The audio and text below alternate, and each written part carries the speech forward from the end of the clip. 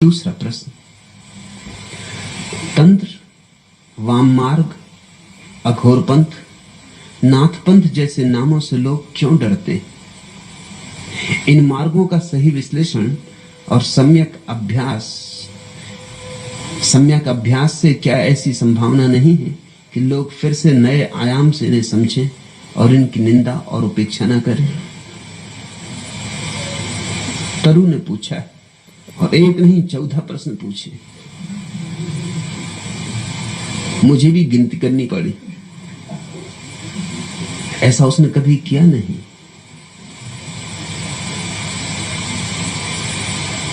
गोरख से कुछ संबंध रहा है।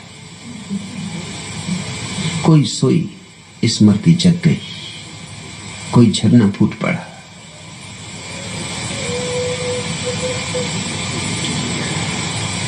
यहां कोई भी नया नहीं है,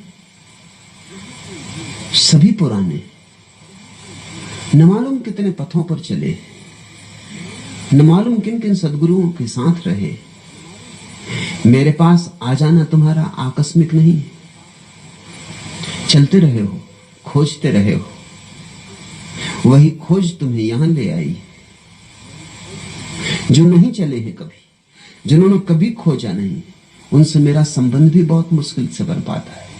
वे आ भी जाते हैं तो छिटक जाते, आकस्मिक होता उनका आना। उनके आने के पीछे कुछ आधारशिला नहीं होती।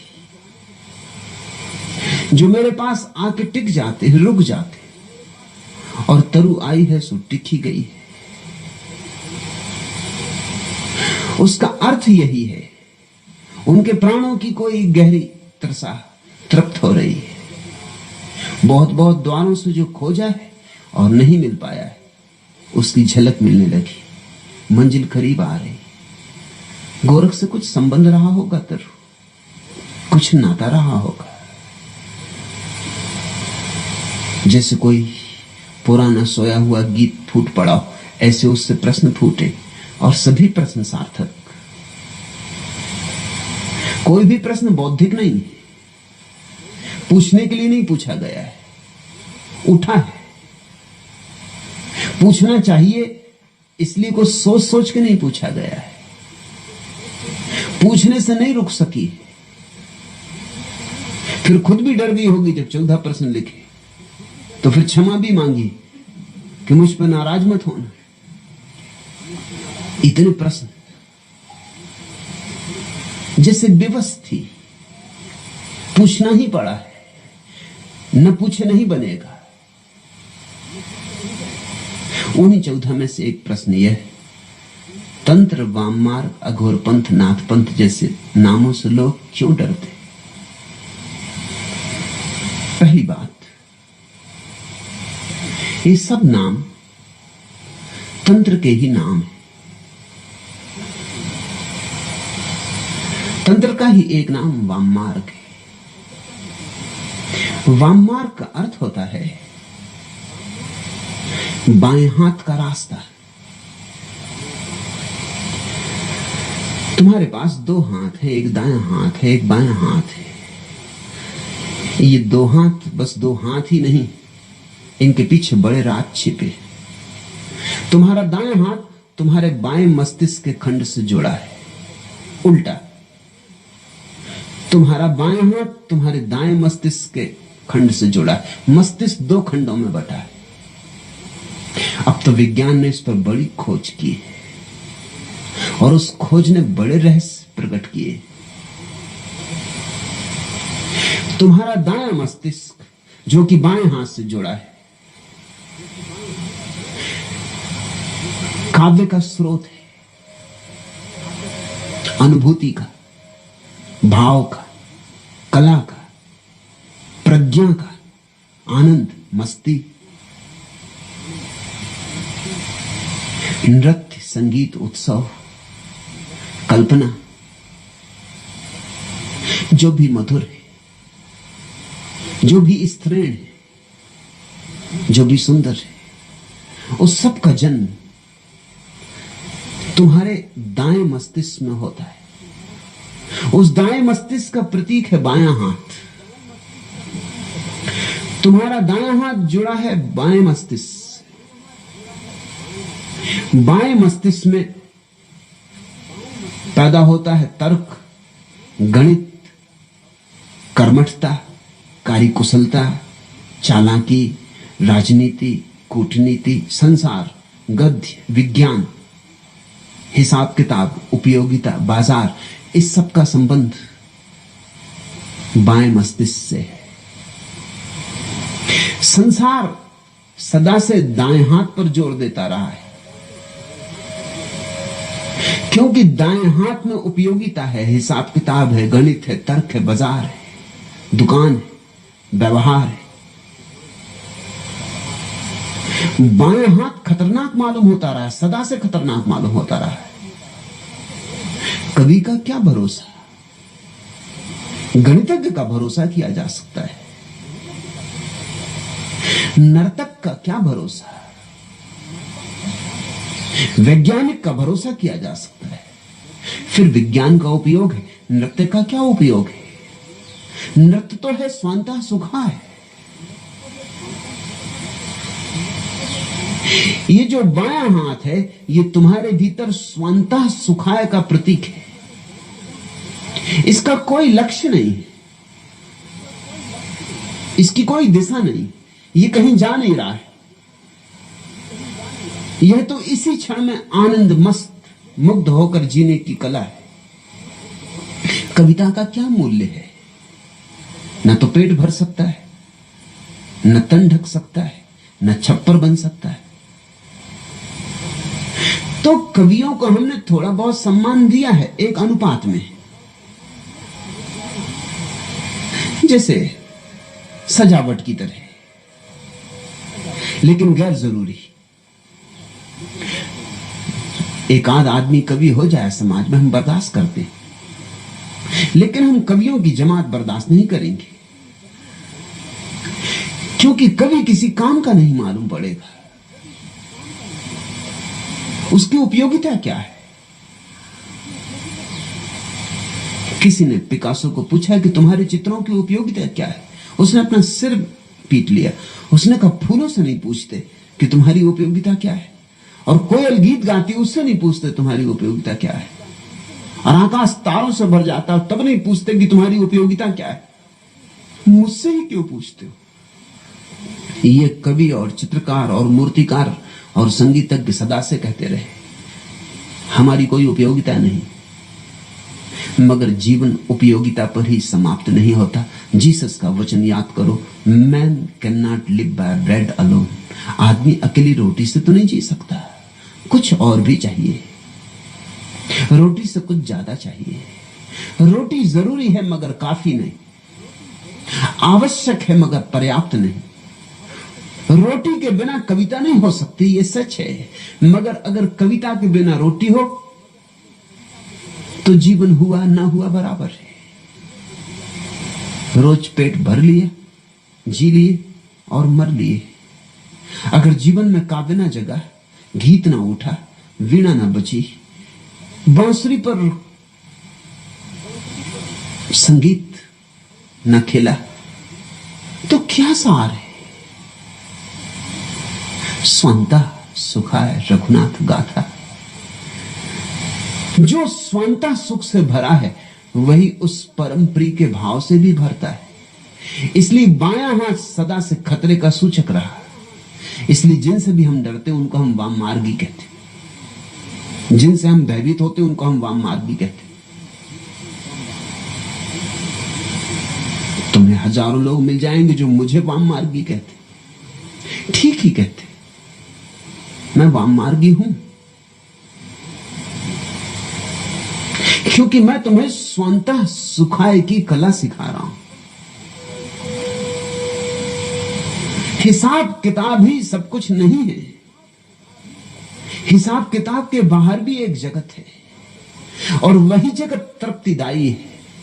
उसी जगत में परितोष है, उसी जगत में प्रकाश है। जरूरतें पूरी होनी चाहिए, ठीक है, फिर क्या करोगे? जरूरतें पूरी हो जाएंगी, फिर क्या करोगे? आज पश्चिम में यही अड़चन आ गई, जरूरतें पूरी हो गई। जो बाहर की जरूरतें थी पश्चिम ने पूरी कर ली। समझना कठिनाई, जरूरतें पूरी करने के लिए बाएं हाथ से जुड़े हुए दाएं मस्तिष्क का कोई उपयोग नहीं किया। इसलिए पश्चिम ने धर्म को इंकार कर दिया, काव्य को इंकार कर दिया, संगीत को इंकार कर दिया, रहस्य की सारी विधा इंकार कर दी। ठीक गणित, विज्ञान, पदार्थ, ठोस जिसका प्रमाण है, उस पर ही पश्चिम जी रहा है। 300 साल के सतत प्रयोग ने, दाएं हाथ के प्रयोग ने पश्चिम को समृद्ध बना दिया। धन है, दौलत है, मकान है, सुंदर रास्ते हैं, सुस्वादु भोजन है, भरपेट भोजन है, सब जरूरत से ज्यादा है। एक संपन्नता का युग पश्चिम में आ गया। लेकिन 300 साल निरंतर वो जो स्वांतः सुखाय का स्रोत है उसको इंकार करके आया। तो पश्चिम संपन्न तो हो गया, लेकिन अब क्या करे? क्योंकि उसके पास सिर्फ सुख को भोगने की कला ही नहीं बची। पश्चिम किम कर्तव्य विमूढ़ है। अब कहां जाएं? अब क्या करें? काम का जगत जो हो सकता था हो चुका। पश्चिम के भीतर बड़ी बेचैनी है। रविवार के दिन भी पाश्चात्य मनुष्य छुट्टी नहीं मना पाता। छुट्टी मनाने की आदत ही भूल गई। काम और काम और काम, काम पर इतना जोर दिया है कि काम को भगवान बना दिया, तो लीला की कला भूल गई। तो बैठ के हंसे बोले कि वीणा बजाएं, कि बगिया में घास उगाएं, कि मस्त होकर लेट जाएं तारों तले, कि नौका विहार करें। नहीं, ये सारी बात अर्थहीन है, क्योंकि 300 साल एक ही बात दोहराई और सिखाई गई स्कूल से लेकर विश्वविद्यालय तक कि काम का मूल्य। तो आज अगर कोई आदमी अपनी नाव पर लेटा हुआ आकाश के तारों के नीचे तिर रहा है झील में, तो उसे लगता है कि मैं कोई पाप कर रहा हूं, क्योंकि काम पुण्य है, मैं पाप कर रहा हूं। एक अपराध भाव पैदा हो गया है सुख के क्षण में। जब भी तुम सुखी होते हो तुमको लगता है कुछ तुम गलती कर रहे हो, कुछ भूल कर रहे हो। क्या कर रहे हो? गीत गुनगुना रहे हो, कंठ में ही दबा देना चाहते हो गीत को। इससे क्या होगा? तर्क उठाते, गणित खड़ा हो जाता है। इससे क्या होगा? इससे क्या लाभ है? क्यों ये बांसुरी बजा रहे हो? कुछ काम करो। मेरे पास लोग आते, वो तो कहते हैं आप लोगों को ध्यान सिखाते। ध्यान से क्या होगा? कुछ काम सिखाइए। काम की उपयोगिता है, और मैं नहीं कहता कि काम छोड़ दो, मगर मैं तुमसे यह कहना चाहता हूं कि काम की उपयोगिता यही है कि तुम बेकाम क्षणों में आनंदित हो सको। काम का उपयोग यही है कि तुम निष्काम हो सको। 6 दिन तुम जो बाजार में मेहनत करते हो वो इसीलिए ताकि 7वें दिन पांव पसारो, धूप में लेटो, कि वृक्ष की छाया तले बैठो, कि फूलों से बात करो, कि चांतारों से गुफ्तगू हो, कि मस्ती के गीत गाओ, कि पैरों में घूंघर बांधो और नाचो। ये लक्ष्य था 6 दिन मेहनत करने का। और जब 5 दिन मेहनत करने से काम चल जाए तो 5 दिन मेहनत करना, 2 दिन नाचना। जब 4 दिन मेहनत करने से काम चल जाए तो 3 दिन, ऐसे घटाते जाना। काम को तो घटाते जाना है, विश्राम को बढ़ाते जाना है। विश्राम लक्ष्य। जिनके जीवन में विश्राम नहीं, ध्यान नहीं, उनके जीवन में विक्षिप्तता आनी शुरू हो जाती। जैसे काम पूरा हुआ उनकी समझ में नहीं आता आप क्या करें। अगर पश्चिम में बहुत लोग पागल हो रहे हैं तो उसका कारण काम के दिन तो समाप्त हो गए, काम पूरा हो गया, काम को ही जीवन समझा। अब जीवन समझ में नहीं आता कि और जीवन क्या हो सकता है। बहुत लोग आत्महत्या कर रहे हैं, उसका कारण भी वही है। क्या सार है अब जीने का? अब धन को जोड़ जोड़ के इकट्ठा कर लिया, अब कितना जोड़ते जाएं? ये भूल ही गए कि धन किस लिए जोड़ते थे। धन जोड़ते थे ताकि किसी क्षण विश्राम से बैठेंगे, कोई चिंता ना होगी। वो तो भूल ही गए, क्योंकि धन जोड़ने में मस्तिष्क के एक हिस्से का उपयोग किया, वो हिस्सा तो सक्रिय हो गया, और जिस हिस्से का उपयोग नहीं किया वो धीरे धीरे बिल्कुल धूल धमास से भर गया है। वाममार्ग का अर्थ होता है जीवन का लक्ष्य काम नहीं है, विश्राम। जीवन का लक्ष्य धन नहीं है, ध्यान है। जीवन का लक्ष्य गणित नहीं है, काव्य है। जीवन का चरम शिखर विज्ञान से उपलब्ध नहीं होगा, धर्म से उपलब्ध होगा। सदा से वाममार्ग निंदा का शब्द रहा, और अतीत में तो स्वभावतः कारण भी थे, क्योंकि जितने तुम पीछे जाओगे उतनी दुनिया दीन थी, दरिद्र थी, साधन नहीं थे। उन दीन दरिद्रता के दिनों में अगर लोगों ने काम को बहुत बहुमूल्य दिया, बहुत कीमत दी, स्वाभाविक मालूम होता है। और जिन लोगों ने काम की जगह विश्राम को मूल्य दिया, उनसे अगर समाज ने विरोध किया तो कुछ आश्चर्य नहीं। मगर पुरानी आदत अब भी ग्रंथि की तरह बनी रह गई, अब भी हमारे भीतर भय। फिर जो गणित हिसाब किताब वाला मन है, वह सदा से उन सारी चीजों का विरोधी रहा है जिनसे तुम्हारे भीतर सुख उत्पन्न होता है। वो स्वाद का विरोधी तो वो अस्वाद का व्रत सधवाता है। सौंदर्य का विरोधी तो वो कुरूपता को आध्यात्मिक बना लेता है। वह स्वास्थ्य का भी विरोधी है, क्योंकि स्वास्थ्य भी शारीरिक सुख है। जर्मनी के एक प्रसिद्ध विचारक काउंट केसरलिंग ने भारत की यात्रा के बाद अपनी डायरी में लिखा कि भारत जाके मुझे यह अनुभव हुआ कि बीमारी में एक आध्यात्मिकता है,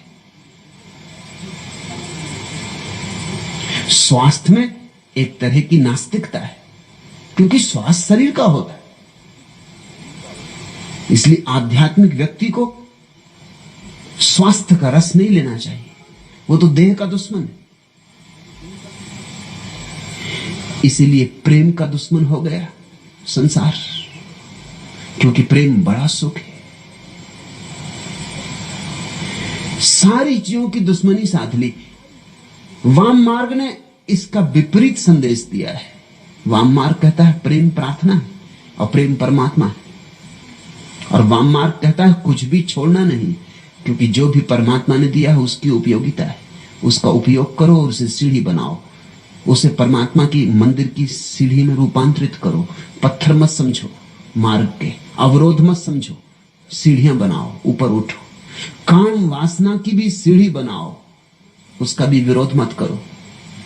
वाम मार्ग का अद्भुत संदेश है कि अगर तुम बुद्धिमान हो तो तुम जहर का ऐसा उपयोग करोगे कि वह औषधि हो जाए, अगर तुम बुद्धू हो तो तुम औषधि को भी जहर बना लोगे। ये बुनियादी सूत्र है वाम मार्ग का कि बुद्धिमान जहर को भी औषधि बना लेता है। यही तो बुद्धिमानी है। भगोड़े कायर होते हैं, बुद्धिमान नहीं होते। वाम मार्ग भगोड़ा नहीं है। इस संसार में अब तक भगोड़ों की बड़ी प्रतिष्ठा रही है। उसका कारण है क्योंकि भगोड़ों को देखकर तुम्हें यह समझ में आने लगता है कि वो हमसे विशिष्ट है। तुम धन के पीछे पागल हो और एक आदमी ने लात मार दी धन को और जंगल चला गया, तुम तत्क्षण प्रभावित हो जाते हो। तुम प्रभावित इसलिए हो जाते हो कि मेरा इतना धन में मोह है और इस आदमी में जरूर कुछ गरिमा है, इसने लात मार दी। इसलिए तुम महावीर से ज्यादा प्रभावित होते हो बजाय जनक के। जनक का नाम कुछ ज्यादा सुना नहीं जाता।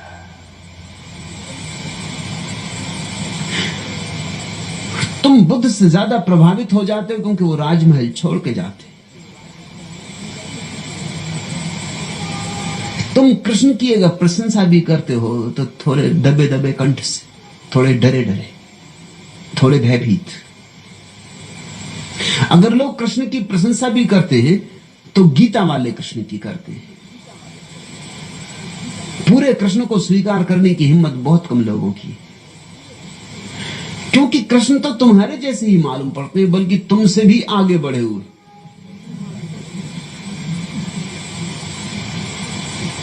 तुम किसी तरह अपने को समझा लेते हो कि चलो वे भगवान थे, किया होगा, नाचे होंगे गोपियों के साथ, मगर यह आदमी के लिए शोभा नहीं देता। तुम शायद कृष्ण को भगवान कह के बच जाना चाहते हो। तुम एक बहाना खोजते हो, तुम्हारा चित्त तो गड़बड़ होने लगता है, तुम्हें बेचैनी होने लगती। मैं एक घर में मेहमान था, एक हिंदू परिवार में, संभ्रांत परिवार है, कुलीन परिवार है। कोई 10-12 साल पहले की बात। मेरी किताब संभोग से समाधि की ओर छपी थी। वे बड़े बेचैन थे। उन्होंने मुझसे कहा कि आप नाम कम से कम कोई और रख देते।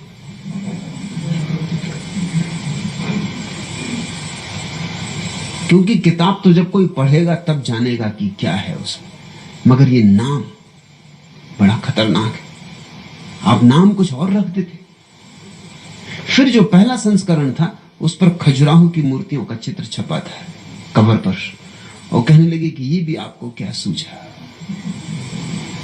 अगर नाम भी ये था तो भी अगर बुद्ध को ध्यान की अवस्था में बैठा हुआ बताया होता कवर पर तो भी चल जाता। खजुराहो की मूर्ति, किताब तो कोई पीछे पड़ेगा। ये सब देख के तो बड़ी बेचैनी हो जाएगी। मैं उनके बैठक खाने में बैठा था। मैंने कहा दीवार पर देखो, वहां एक बड़ी तस्वीर टांग रखी थी उन्हें कृष्ण की, जिसमें उन्होंने वस्त्र चुरा लिए, नग्न स्त्रियों के जो नदी में नहा रही और झाड़ पे बैठे। मैंने कहा इसको तुम बैठक खाने में लगाए हो? उन्होंने ऊपर देखा, एक क्षण को तो रुक गए। शायद उन्होंने कभी इस तरह सोचा नहीं था। उन्होंने कहा आप ठीक कहते, ये लगी है तस्वीर, ये पिता के जमाने से लगी है। और कभी कभी मुझे संकोच होता भी है, लेकिन इस पर कोई ध्यान देता नहीं, क्योंकि भगवान है, वो ठीक कर रहे हैं। इसको हमने स्वीकार कर लिया है। मगर दोबारा जब मैं उनके घर गया, तस्वीर हट गई थी। मैंने उनसे पूछा क्या हुआ? उन्होंने कहा कि नहीं, जिस दिन से आपने इशारा किया मैं सचेत हो गया, फिर मुझे बड़ी बेचैनी होने लगी। फिर मैंने कहा इस तस्वीर को हटा ही देना उचित है, तो तस्वीर हटा दी। तुम्हारा कृष्ण का स्वीकार भी अधूरा अधूरा है। तुम कृष्ण में से बहुत सी बातें काट छांट कर डालना चाहोगे। तुम कृष्ण में संशोधन करने को सदा तत्पर हो। कृष्ण को लोग अपने अपने हिसाब से मानते हैं, जितना मान सकते उतना मान लेते, बाकी छोड़ देते।